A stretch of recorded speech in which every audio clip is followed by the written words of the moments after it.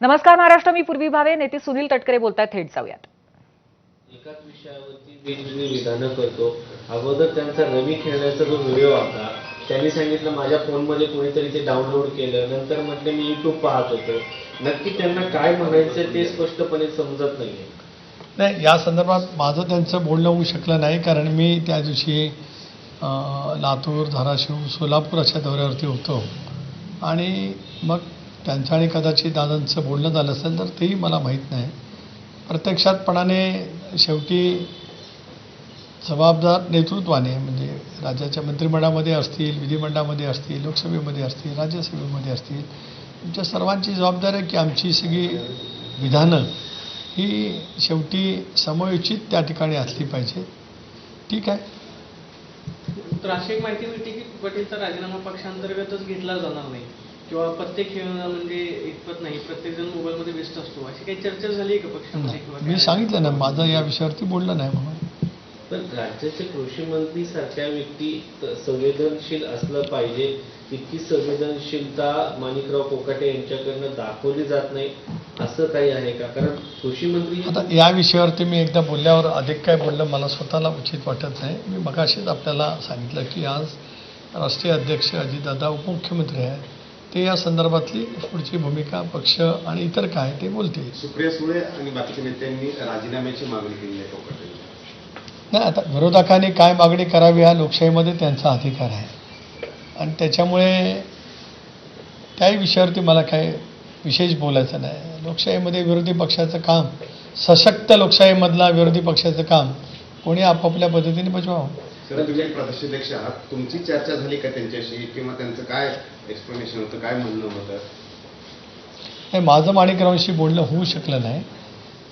मला असं वाटतं की काल पत्रकार परिषदेच्या माध्यमातून त्यांनी काय व्यक्त केलं, पण त्याच्यामध्येही त्यांचे एक दोन जे काही विधानं आलीत त्या संदर्भातही मी मगाशी आपल्याजवळ बोललेलं आहे.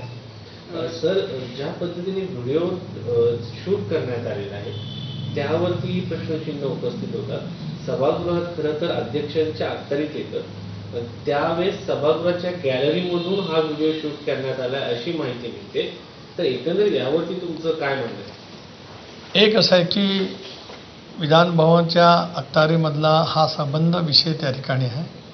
विधानसभेत विधान परिषद आणि विधानसभेचा आवार हे पूर्णपणाने विधानसभा अध्यक्ष, विधान परिषद सभापती यांच्या नियंत्रणाखाली, कार्यकक्षाखाली त्या ठिकाणी येत असतं. त्याच्यामुळे हे जे काही शूटिंगचा जे काही झालेलं असेल या संदर्भामध्ये सुद्धा ही बाब उचित नव्हतीच, म्हणजे जे काही कृषी मंत्र्यांच्या बाबतीमध्ये घडलं ते. पण तरीसुद्धा या सगळ्या व्यवस्थेच्या बाबतीमध्ये जे काही प्रश्नचिन्ह निर्माण होतं आहे किंवा अधिवेशन संपायच्या 2 दिवस अगोदर विधानमंडळाच्या बाहेरही नाही, विधानमंडळामध्ये जो काही प्रकार घडला हे सर्व निंदनीय आहे. मला असं वाटतं की विधानसभा अध्यक्ष, विधान परिषद सभापती यांनी या विषयाची सखोल चौकशी त्यांनी कदाचित सुरू केली असेल, करणं अत्यंत आवश्यक आहे. सर, तुम्ही त्या सभागृहाचे सदस्य राहिला, मंत्री राहिला, एक उज्ज्वल परंपरा महाराष्ट्र विधिमंडळाला आहे. तिथेच एकमेकांच्या मारामाऱ्या होतात, तिथंच अशा पद्धतीने मंत्री आता रमी खेळतात. देशाच्या स्तरावरती महाराष्ट्र हा एक उज्ज्वल परंपरा असलेला, संसदीय परंपरा असलेला राज्य म्हणून ओळखलं जातं. आता या सगळ्या संदर्भामध्ये एक सर्वपक्षीय किंवा सर्वच पक्षांनी याचा विचार करायला पाहिजे का? महाराष्ट्राची निर्मिती झाल्यापासून किंवा पूर्वीचं मुंबई राज्य असताना सुद्धा महाराष्ट्राच्या सुसंस्कृत लोकशाहीची थोर परंपरा स्वर्गीय यशवंतराव चव्हाण साहेबांनी सुरू केली. त्याच्यामुळेच विरोधकांशी असलेले सौहार्दाचे संबंध, विधिमंडळाच्या कामकाजामध्ये अनेक वेळेला प्रखर टीका झाली, पण ती प्रखर टीका शाब्दिक होती. अलीकडच्या कालावधीमध्ये ज्या पद्धतीने वक्तव्य होत्या त्यापेक्षा कितीतरी वेगळ्या दर्जाची त्या ठिकाणी होती. अलीकडे जे काय घडलं ते अत्यंत क्लेशकारक आहे. कारण मी 20 वर्ष विधानसभेमध्ये होतो, 5 वर्ष विधान परिषदेमध्ये होतो, 15 वर्ष राज्याचा मंत्री म्हणून त्या ठिकाणी काम केलं आहे. त्यामुळे परवा अलीकडच्या कालावधीमध्ये विधान भवनामध्ये घडलेल्या घटना या अत्यंत क्लेशकारक आहेत आणि महाराष्ट्राच्या सुसंस्कृत महाराष्ट्राच्या विधानमंडळाच्या चर्चेच्या आणि एकंदरीच्या परंपरा आहेत त्याला निश्चितच गालबोट लागणाऱ्या आहेत.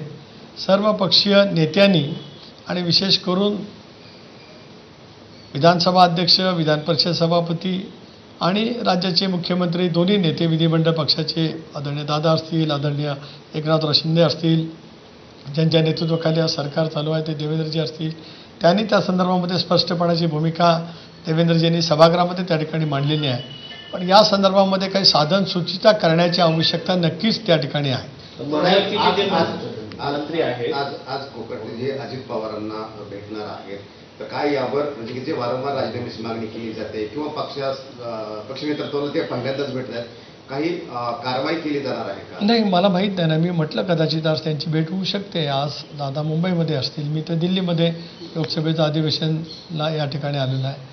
त्यांची भेट झाल्याच्यानंतर तर कदाचित माझं दादांचं बोलणं नंतर मला तपशील कळेल. तुमच्या इथे पत्रकार परिषदमध्ये जी मारहाण झाली त्यात मनोज जरांगे हे सांगतायत की तुम्ही कुठे ना कुठे त्यात समाविष्ट होते, तुम्ही हल्ल्यामागचा अक्का हे सुनील तटकरेच आहे आणि त्यांच्यावरही कारवाई करावी, मकोका अंतर्गत कारवाई करावी असं मनोज जरांगे बोलतायत. मनोज जरांगे पाटील साहेबांच्याबद्दल किंवा त्यांनी उभ्या केलेल्या आंदोलनाबद्दल राष्ट्रवादी काँग्रेस पक्षाचा अध्यक्ष म्हणून आणि व्यक्तिगत सुनील तटकरे म्हणून मी वेळोवेळी माझी भूमिका स्पष्ट केलेली आहे. माझ्या 41 वर्षाच्या सार्वजनिक जीवनामध्ये माझं सामाजिकदृष्ट्या असलेली भूमिका माझ्या मतदारसंघाने नव्हे, रायगड जिल्ह्याने, कोकणाने आणि उभ्या महाराष्ट्राने पाहिलेली आहे. मी नेमकं काय आहे हे सर्वांना माहिती आहे. माझ्या राजकीय जीवनामध्ये एक साधीशी इंशीसुद्धा माझ्या विरोधामध्ये नाही.